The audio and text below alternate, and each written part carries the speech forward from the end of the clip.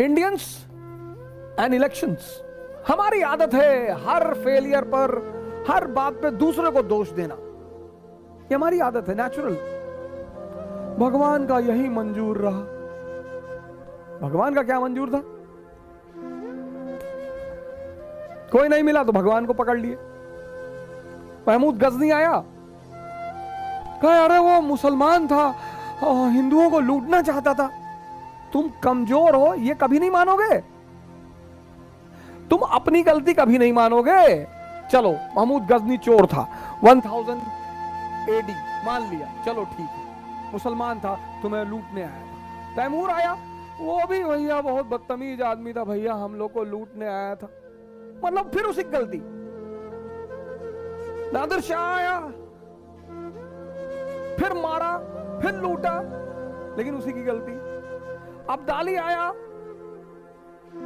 फिर मारा, फिर लूटा, फिर उसी की गलती।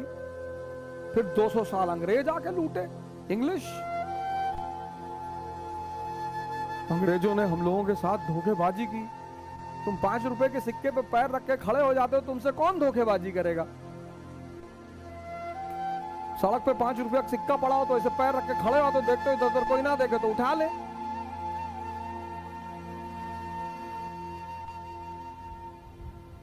कभी अपनी भी गलती मानो यार, कभी अपनी भी रिस्पॉन्सिबिलिटी लो।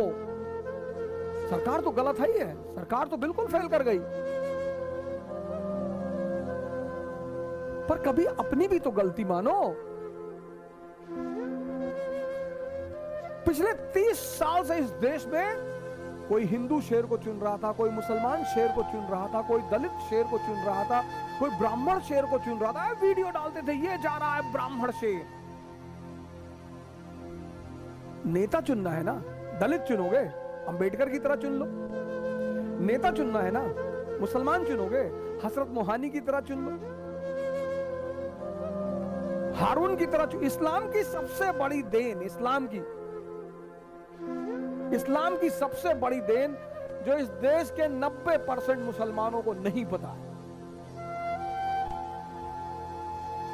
राजनीति में इस्लाम की सबसे बड़ी देन, राजनीति में नहीं पता, वो है एनलाइटेंड एरिस्टोक्रेसी।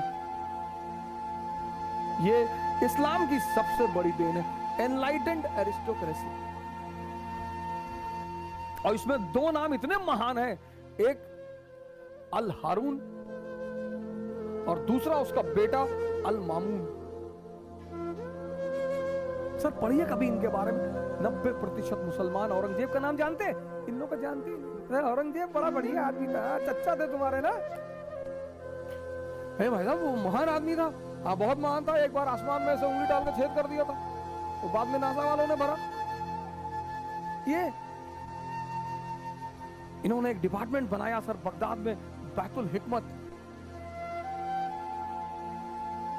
पर मुसलमानों से कुछ बोल दो, नाराज हो जाते हैं। संगी है, संगी है ये। हाँ, बैतुल हिकमत सबको बुलाया सर, पूरी दुनिया के विद्वानों को। ये इस्लाम की राजनीति को सबसे बड़ी देन है।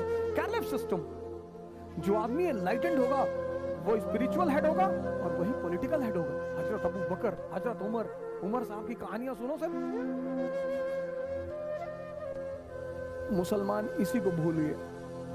नेता चुनो सर, तुम दलित नेता चाहते हो ना, दलित नेता चुनो, अंबेडकर जैसा चुनो।